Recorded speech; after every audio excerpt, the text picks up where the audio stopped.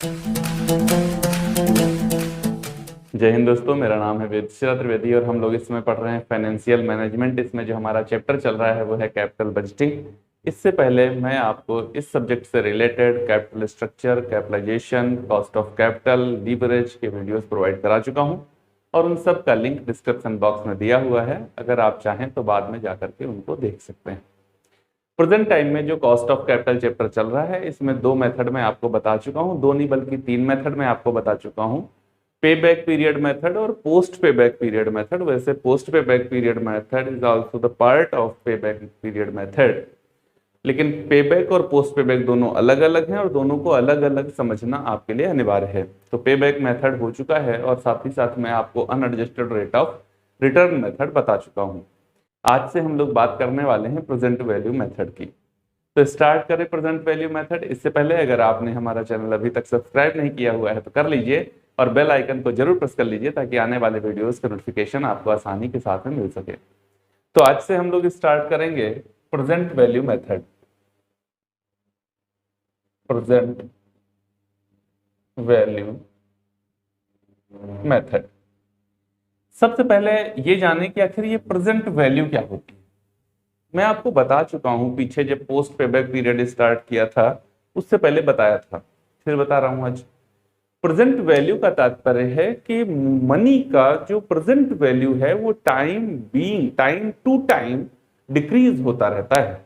अर्थात अगर किसी को 100 रुपए आज 2022 में दिए जाएं और 2025 में वो 100 रुपए आपको वापस कर दे, ये कहते हुए कि मैंने आपसे 100 रुपए लिए थे वो मैं आपको आज वापस कर रहा हूं, तो देखने में अगर वैल्यू सीधा हम देखेंगे तो 100 यहां 2022 में थे और वही 100 2025 में, 100 मतलब 100। लेकिन अगर महंगाई के हिसाब से हम लोग इन दोनों का कंपैरिजन करेंगे तो ये पाएंगे कि 100 रुपए की वैल्यू जो थी वो अब 70 रुपए के आसपास हो चुकी है। बस यही प्रेजेंट वैल्यू है। प्रेजेंट वैल्यू बताती कि मनी की जो प्रेजेंट वैल्यू है, जो वर्तमान मूल्य है मुद्रा का, वो कितना है। आप ये मत देखिए कि उतना पैसा मेरे पास वापस आ गया, क्योंकि हम लोग इस समय जो चैप्टर पढ़ रहे हैं वो है कैपिटल बजटिंग और यहां पर यह अनुमान लगाया जाता है कि जो इन्वेस्ट हम करने जा रहे हैं किसी भी प्रोजेक्ट में वो मुझे कितना रिटर्न देगा। तो जो रिटर्न मुझे मिलेगा वो पर्याप्त होगा या नहीं होगा। तो रिटर्न आपको ईयर टू ईयर मिलेगा, तो आपको ईयर टू ईयर जाकर के ही ये देखना है कि मुझे जो मिल रहा है पैसा वो उस समय मैंने जो विनियोग किया था उस टाइम पे, उसकी अपेक्षा आज ये कितना है। भले ही देखने में वो उतना ही लग रहा हो जितना मैंने विनियोग किया था। सपोज दैट इतना उतना आपको समझ नहीं आ रहा होगा।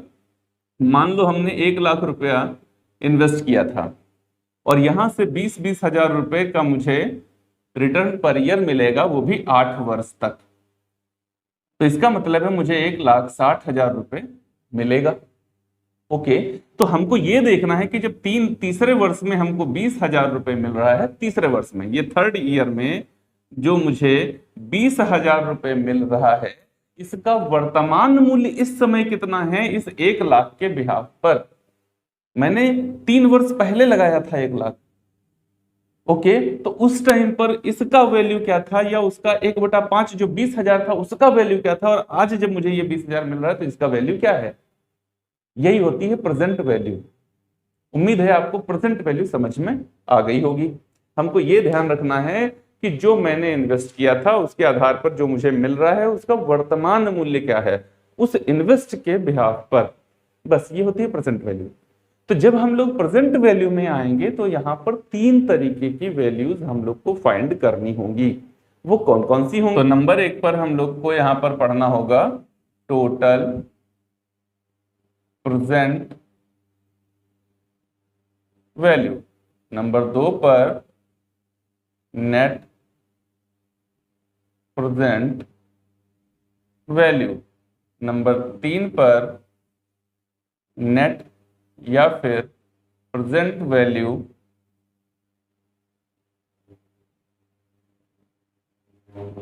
इंडेक्स। बात क्लियर है। ध्यान दीजिएगा, जब तक हमसे ये नहीं कह देगा टोटल प्रेजेंट वैल्यू इंडेक्स, तब तक हमारे प्रेजेंट वैल्यू इंडेक्स का मतलब नेट प्रेजेंट वैल्यू इंडेक्स ही होगा। अगर हमसे कहा जा रहा है टोटल प्रेजेंट वैल्यू इंडेक्स बताओ तो हम वो बताएंगे। अदरवाइज यही करेंगे हम लोग। बात क्लियर? तो देखो ये अलग अलग नहीं है, जब आप इसको पढ़ लेंगे टोटल प्रेजेंट वैल्यू को, तो उसके बाद में ये दोनों वैल्यू वहां से आराम से निकल आएंगे। तो कैसे क्या होती है टोटल प्रेजेंट वैल्यू, इसको जाने। तो जब टोटल प्रेजेंट वैल्यू को हम लोग जानना चाहेंगे तो इसमें दो मेथड बनेंगे। पहला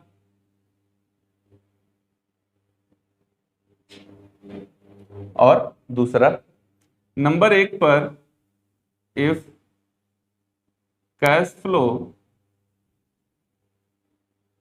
इज इक्वल, नंबर दो इफ कैश फ्लो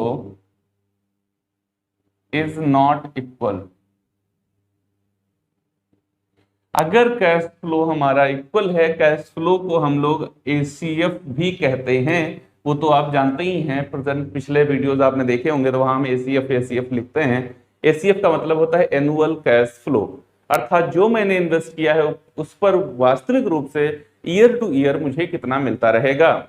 तो यहाँ कैश फ्लो इज इक्वल का मतलब है कि बराबर मिलता रहेगा। जैसे मान लो मैंने 10 लाख लगाया और 1.5 लाख रुपए पर ईयर हमको रिटर्न वो हमारा प्रोजेक्ट देता रहेगा, प्रत्येक वर्ष 1.5 लाख। तो ये क्या हो जाएगा, एसीएफ इज इक्वल, मैंने लगाया था 10 लाख, पहले वर्ष आएगा 2 लाख, फिर आएगा 2 लाख, फिर आएगा 3 लाख, फिर आएगा 4 लाख, फिर आएगा 2 लाख, फिर आएगा 1 लाख, फिर आएगा 80,000, फिर आएगा 60,000। तो ये कंडीशन होती है इक्वल की या अनइक्वल की।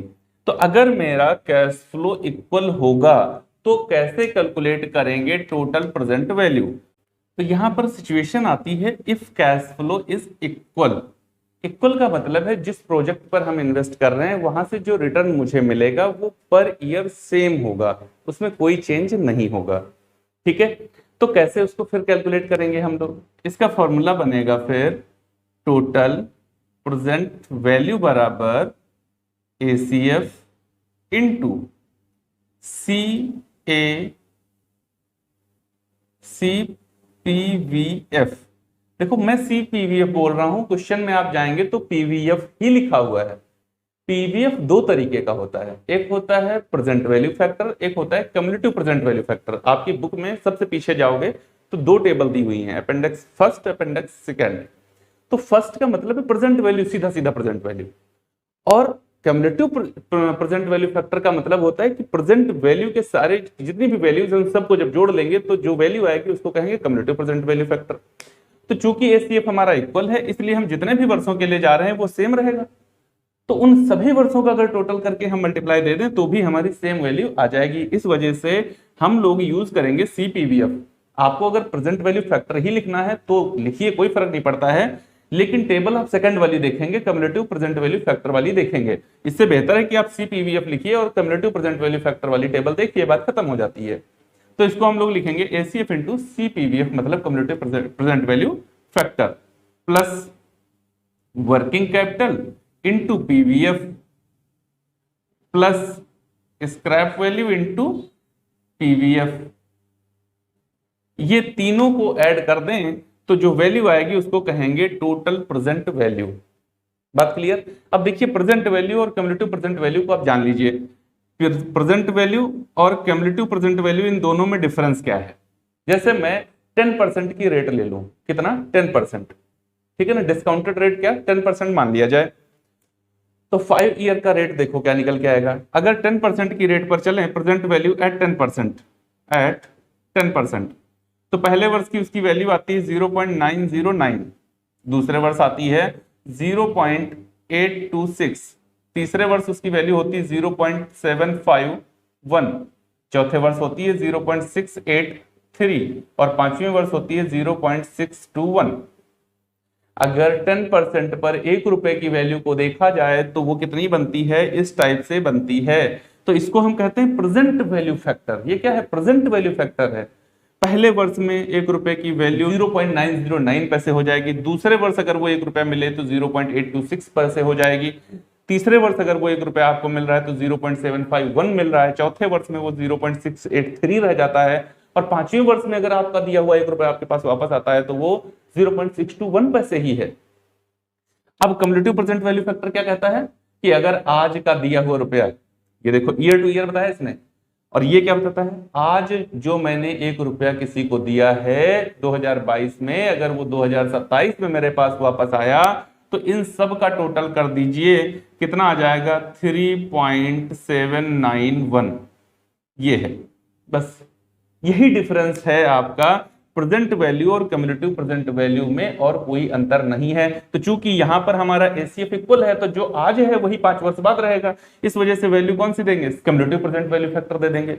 यहां पर जो प्रेजेंट वैल्यू होगी वो 5वें वर्ष की होगी, देखो ये वाली, यहाँ की जो वैल्यू, ये प्रेजेंट वैल्यू जो हम यहाँ दे रहे होंगे वो 5वें वर्ष की, क्योंकि ये वर्किंग कैपिटल और ये जो हमारा स्क्रैप वैल्यू है ये हमको कब चाहिए होगा, आफ्टर 5 ईयर्स चाहिए होगा। तो इस वजह से इनकी जो प्रेजेंट वैल्यू देंगे वो 5वें वर्ष की देंगे। जैसे मान लेते हैं हमारे पास में हमको टोटल प्रेजेंट वैल्यू निकालनी है और हमारे पास जो एनुअल कैश फ्लो है वो 2 लाख रुपए का है,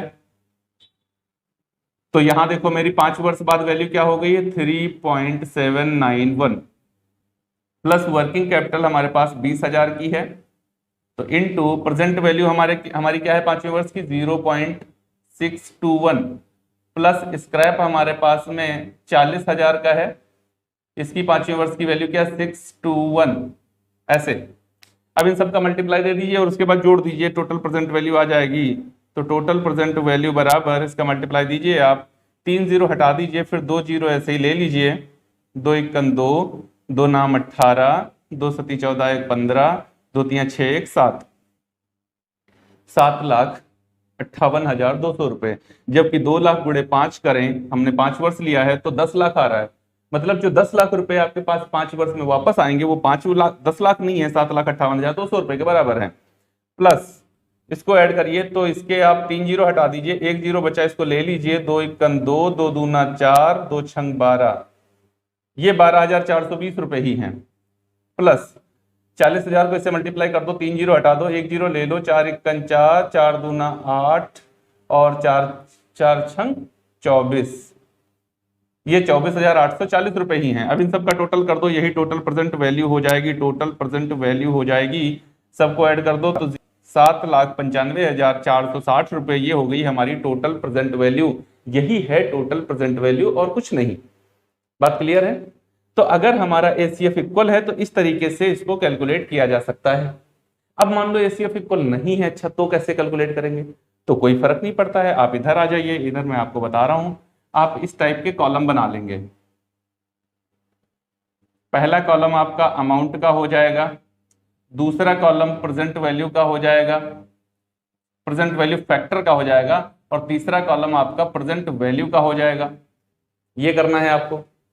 अब यहां पर एसीएफ इक्वल नहीं है, यहां पर क्या है, एसीएफ इक्वल नहीं है, वो अलग अलग है कुछ। कितना है अलग अलग? अब मैं 5 वर्ष नहीं चलूंगा, 2 वर्ष की कैलकुलेशन में आपको यहां से ऐसे करके बता रहा हूं। 5 वर्ष का क्वेश्चन बहुत लंबा हो जाएगा, आप करिएगा, सॉल्व करिएगा। अब मान लेते हैं मेरा जो यहां पर एसीएफ है वो पहले वर्ष का एसीएफ है हमारा 2 लाख रुपए, और दूसरे वर्ष का एसीएफ है हमारा 3 लाख रुपए। उसके बाद में हमारे पास में वर्किंग कैपिटल जो है वो है 1 लाख रुपए, और जो हमारे पास स्क्रैप वैल्यू मिलने वाली है वो है 50,000 रुपए। ठीक, अगर मान लो 5-6 वर्षों की वैल्यू है तो हम लोग वो 5-6 एसीएफ लिख लेंगे यहां पर, और उसके बाद में वर्किंग कैपिटल और स्क्रैप वैल्यू लिखेंगे। ये हमारी वर्किंग कैपिटल है और ये स्क्रैप वैल्यू है, ये दोनों ही एसीएफ हैं, ये दोनों एसीएफ हैं। अब मान लो 4-5 एसीएफ होंगे तो सारे एसीएफ, फिर उसके बाद वर्किंग कैपिटल, फिर स्क्रैप वैल्यू। अब प्रेजेंट वैल्यू फैक्टर क्या है, तो 10% का है हमारा, ये देखो, तो 10% की प्रेजेंट वैल्यू फैक्टर पर पहले वर्ष की वैल्यू क्या हो जाती है 0.909, 0.909। दूसरे वर्ष की क्या हो जाती है 0.826, 0.826। खत्म, 2 वर्ष की वैल्यू ले रहा हूं, तो वर्किंग कैपिटल क्या की वैल्यू क्या रहेगी, यही वाली। देखो यहां पर मैं लास्ट ईयर वाली वैल्यू दोनों को दे रहा था, तो यहाँ का लास्ट ईयर 2 है, तो इसकी वैल्यू भी यही रहेगी, सेम 826, 0.826। ये प्रेजेंट वैल्यू टेबल आपको एग्जामिनेशन में प्रोवाइड कराई जाएगी, अगर आप डिमांड करेंगे तो। ओके, ये आपको प्रोवाइड कराई जाएगी। अगर आप कैलकुलेट करना चाहते हैं तो 1 प्लस आर, इसको पावर 1 पहले वर्ष के लिए 1/1 प्लस आर की पावर 2, 1 प्लस 1 प्लस आर की पावर 3, ऐसे करके इनको कैलकुलेट करते चले जाओ, यही वैल्यूज आती चली जाएंगी, यही वाली, और उन सब का टोटल कर दोगे तो ये वैल्यू आ जाएगी। अगर एग्जाम में आपको ना मिले टेबल तो इस तरीके से कैलकुलेट कर लेना।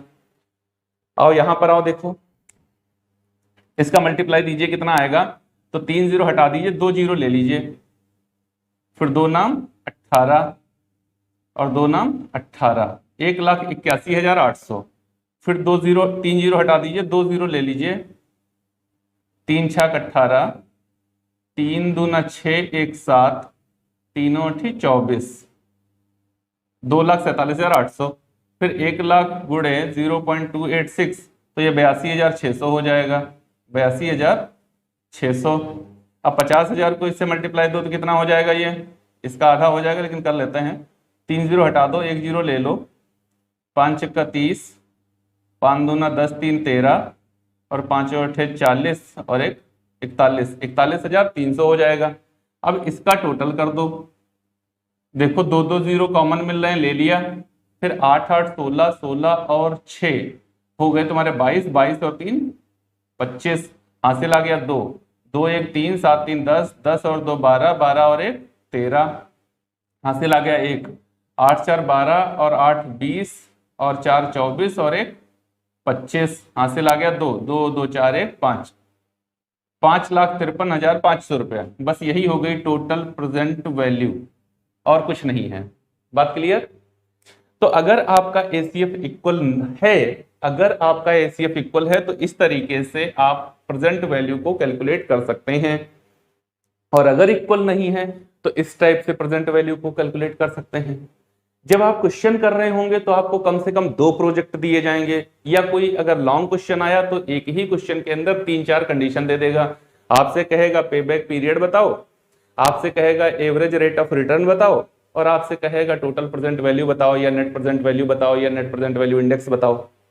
तो फिर एक ही क्वेश्चन में ये तीनों कंडीशन पूछ लेगा, और अगर कहीं एक ही कंडीशन दी, मान लो आपको वो प्रेजेंट वैल्यू ही देता है, तो कम से कम 2 प्रोजेक्ट देगा, दोनों की प्रेजेंट वैल्यू के आधार पे आप बताओगे कि कौन सा हमें ऑप्शन लेना चाहिए और कौन सा नहीं लेना चाहिए। तो कुल मिलाकर मैंने आपको बता दिया भैया, चाहे एसीएफ इक्वल हो तो इस तरीके से करेंगे, एसीएफ इक्वल नहीं होगा तो इस तरीके से कैलकुलेशन कर लेंगे। देखो दोनों ही कंडीशन में मेरे पास में टोटल प्रेजेंट वैल्यू आ गई है। क्या हो गया है? टोटल प्रेजेंट वैल्यू आ गई है। जब टोटल प्रेजेंट वैल्यू आ ही गई है हमारे पास, तो अब क्या करना है, हमें नेट प्रेजेंट वैल्यू निकालना है। नेट प्रेजेंट वैल्यू कैसे आती है? तो अगर नेट प्रेजेंट वैल्यू आपको निकालना है तो total present value minus investment, जो विनियोग हमने किया था उसको माइनस कर दीजिए, तो जो कुछ बचेगा वही हो जाएगा आपका नेट प्रेजेंट वैल्यू। अरे भैया ये जो पैसा आपको मिल रहा है आज 7,95,460 रुपया, या फिर अगर इधर देखें तो 5,53,500 रुपया, ये क्यों मिल रहा है? क्योंकि आपने कुछ विनियोग किया हुआ था, तभी तो मिल रहा है। तो जो आपकी टोटल वैल्यू यहां दिखा रहा है, जो टोटल वैल्यू आपकी दिखा रहा है, उसमें से आप विनियोग माइनस कर दीजिए, जो कुछ बचेगा वो आपकी वैल्यू हो जाएगी नेट प्रेजेंट वैल्यू। जैसे सपोज दैट मान लूं कि यहां पर 5 लाख रुपए का विनियोग था, यहां पर कितना विनियोग था? 5 लाख रुपए का, तो मेरा वैल्यू आया है 7,95,460। तो 7,95,460 माइनस 5 लाख बराबर 2,95,460 रुपए। ये हो गया मेरा नेट प्रेजेंट वैल्यू। क्या हो जाएगा? Net present value. अब नेट प्रेजेंट वैल्यू इंडेक्स का मतलब है भैया, इंडेक्स का मतलब होता है प्रतिशत और कुछ नहीं। तो ये कैसे निकालेंगे? Net present value upon investment into 100% में बता दो, बस यही, और कुछ थोड़े है। तो देखो मेरी नेट प्रेजेंट वैल्यू कितनी आई है? 2,95,460 रुपए आई जब मैंने विनियोग किया था 5 लाख रुपए का। तो बताओ कितने प्रतिशत हमको रिटर्न मिला? 2 जीरो ये गए, 2 जीरो ये, 1 जीरो ये कट गया, यहाँ पर दशमलव लग गया, कितना आ जाएगा? 55 25 के 5, यहाँ पर बचा 4, हो गया है 45, 5 9 45, फिर यहाँ पर है हमारा 46, 5 9 45, 5 दूना 10, 59.52% का रिटर्न इनको मिल रहा है। बस ये बता रहा है आपको नेट प्रेजेंट वैल्यू इंडेक्स। इस तरीके से कैलकुलेशन कर सकते हैं। तो चाहे आपको टोटल प्रेजेंट वैल्यू निकालनी हो तो देखेंगे एसीएफ इक्वल है या एसीएफ नहीं इक्वल है, इस तरीके से कैलकुलेशन करेंगे। नेट प्रेजेंट वैल्यू का कैलकुलेशन करने के लिए टोटल प्रेजेंट वैल्यू जो यहां पर कैलकुलेट करी है या यहां पर कैलकुलेट करी है उसमें से इन्वेस्टमेंट हटाएंगे तो नेट प्रेजेंट वैल्यू आ जाएगा।